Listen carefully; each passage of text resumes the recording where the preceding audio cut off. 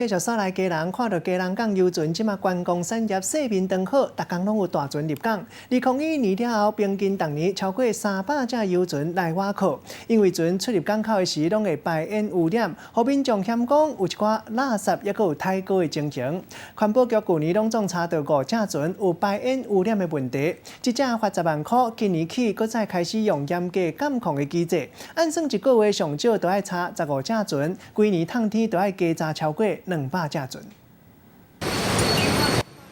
基隆港边一只游轮一直排乌烟出来，基隆港游轮观光产业发展得真好。2011年到今，平均逐年拢有300只以上的游轮靠岸。不过，船只出入港排乌烟嘛，互民众真有意见。102年，黄色阿米亚伫基隆港展览，不过因为空气污染，短短无几工，黄色阿米亚就变甲足垃圾的。主办单位敢若会当派人去替伊洗身躯，嘛因为安尼入港的船排烟的状况嘛变作环保局监控的目标。透过目测排烟的一个方式呢，如果它不透光率超过40%，那我们就移给航港局。那透过商港法的一个部分37条的一个规范，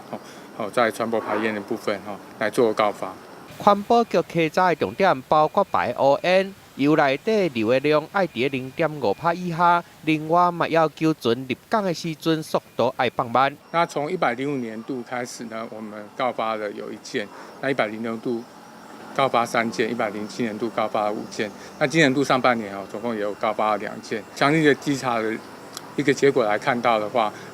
船商的确有比较会重视说它的一个船舶的一个保养的一个情况，那排放黑烟的次数也有相对的比较减少。环保局去年查到5只船有排污烟造成污染，拢罚10万块。今年预计会对200只船稽查，会查到这么严，就是希望会当甲清气的环境幸福基隆港。记者综合报道。